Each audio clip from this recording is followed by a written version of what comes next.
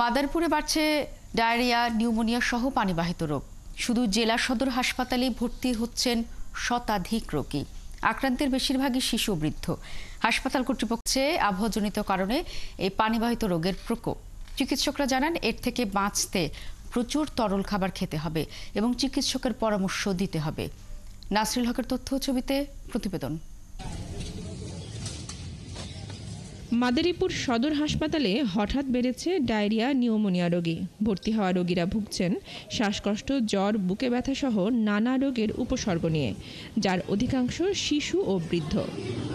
হাসপাতাল কর্তৃপক্ষ বলছে, প্রতিদিন গড়ে ভর্তি হচ্ছেন 70 থেকে 80 জন রোগী। রোগীদের চাপ সামলাতে হিমশিম খাচ্ছে হাসপাতালের নার্স ও ডাক্তাররা। রোগ প্রতিরোধে বেশি করে তরল খাওয়ার পাশাপাশি পরিষ্কার পরিচ্ছন্ন থাকার পরামর্শ দিয়েছে স্বাস্থ্য বিভাগ। রোগীদের সচেতন হওয়ার জন্য সাধারণত বলি যে আপনারা খাওয়া দাওয়া করার আগে সুন্দর মতো হাত ধুবেন, খাওয়া দাওয়ার পরে হাত দিবেন, তারপরে বাথরুম করার পরে সুন্দর মতো হাতটা ধুবেন।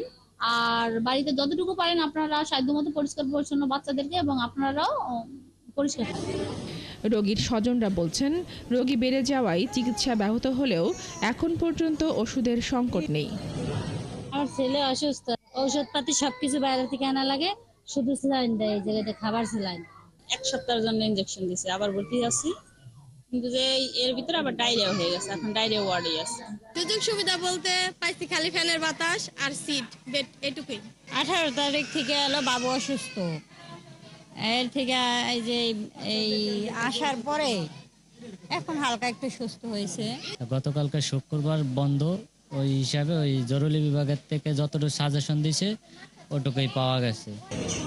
আবহাওয়াজনিত কারণে পানিবাহিত রোগীর চাপ বেড়েছে জানিয়ে শিশু ও বয়স্কদের প্রতি বেশি যত্নবান হওয়ার পরামর্শ হাসপাতালের চিকিৎসকের।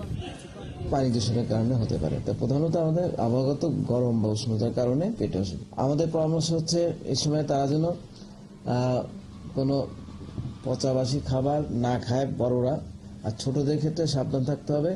ঘেমে যেন তাদের বুকে পেটে কোথাও ঘাম জমে না যায়। ডায়রিয়া রোগীর জন্য জেলার সদর হাসপাতালে 6টি আসন থাকলেও বর্তমানে তা বাড়িয়ে 32টি করা হয়েছে। কিন্তু বর্তমানে হাসপাতালে চিকিৎসা নিচ্ছে 100-এরও বেশি রোগী। বনশ্রী হালদার, 71।